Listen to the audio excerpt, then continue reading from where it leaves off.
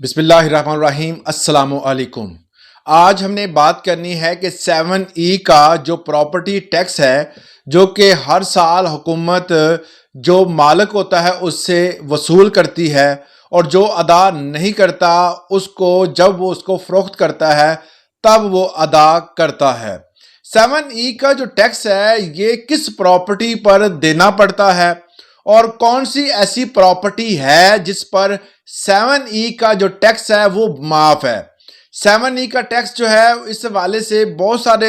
दोस्त अहबाब ये पूछते हैं कि फाइलर के हवाले से इसका क्या रेट है, नॉन फाइलर के हवाले से इसका क्या रेट है। तमाम तर इंफॉर्मेशन आज इस वीडियो में हम डिस्कस करेंगे, तो वीडियो को एंड तक लाजमी देखें। 7E का वो टैक्स है जो कि हर बंदे को अदा करना पड़ता है, चाहे वो बंदा फाइलर है या नॉन फाइलर है। फाइलर जो है वो हर साल के एंड में सितंबर के महीने में 1% मार्केट रेट की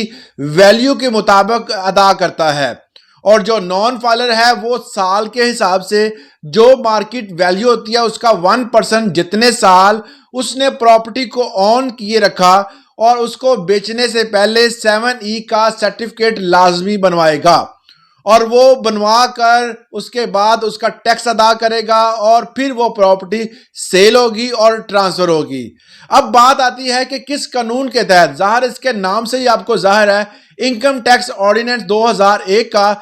सेक्शन 7E, ये सेक्शन जो है ये हमें बताता है कि ये कोई भी प्रॉपर्टी जब आप ऑन करते हैं तो उसका आपने टैक्स अदा करना है और साथ ये भी हमें बताता है कि कौन से ऐसे बंदे हैं जो अगर उसको प्रॉपर्टी इस शेप में एक खास कैटेगरी बना दी गई है, अगर उस कैटेगरी में वो बंदा फ़ाल करता है तो उस बंदे को टैक्स नहीं देना पड़ेगा।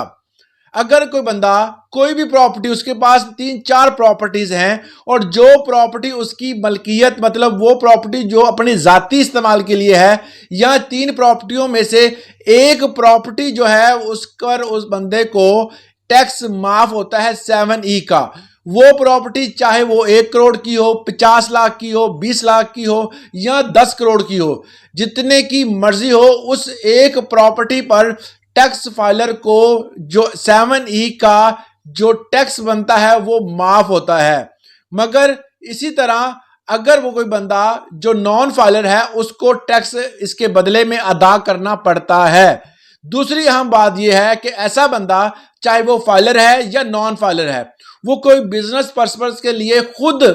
अपने ताई या वो अपना मतलब कोई खुद का कोई बिजनेस चला रहा है तो वो इस प्रॉपर्टी पर भी 7E का टैक्स नहीं लगेगा। अगर कोई एग्रीकल्चर लैंड है और वो खुद काश्तकारी कर रहा है, चाहे वो फाइलर है चाहे वो नॉन फाइलर है, एग्रीकल्चर लैंड पर वो खुद काश्तकारी अगर कर रहा है जो मालिक है तो उस पर भी 7E का टैक्स जो है वो हुकूमत वसूल नहीं करती। इसके अलावा और भी बहुत सारे अफराद हैं जिन पर 7E का टैक्स जो है वो नहीं लिया जाता, जिनमें वो तमाम आर्मी और फौजी रिटायर्ड अफसरान जिनको जो प्रॉपर्टी उनके शहीद होने के बाद उनके वरसा को दी जाती है उस प्रॉपर्टी को अगर वो सेल करते हैं तो उस पर 7E का जो टैक्स है वो वसूल नहीं किया जाएगा। इसके साथ ही अगर कोई बंदा फेडरल गवर्नमेंट से रिटायर है या किसी भी पुलिस से या किसी भी एजेंसी से या किसी फौजी जो रैंक से रिटायर्ड हुआ है, उस बंदे को जो जमीन प्रॉपर्टी दी जाती है हुकूमत की तरफ से,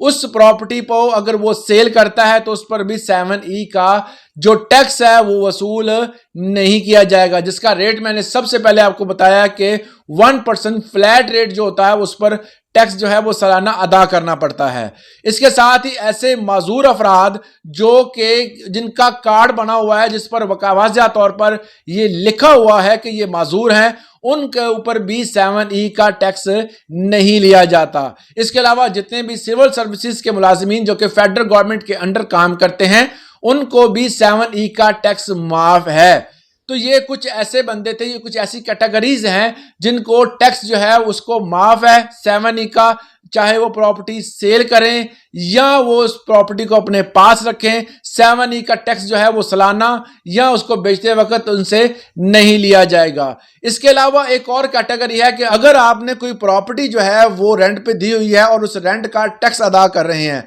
तो ऐसे बंदे को भी 7E का जो टैक्स बनता है सालाना वो अदा करने की जरूरत नहीं है, उसमें भी उस बंदे को छूट दी जाती है। ये थी कुछ कैटेगरीज और कुछ अहम सवालात जिसका मैंने जवाब देना मुनासिब समझा। अगर इस हवाले से कोई और सवाल है आप हमें कमेंट सेक्शन में पूछ सकते हैं। आज के लिए इतना ही, इजाजत दीजिएगा। अल्लाह हाफिज।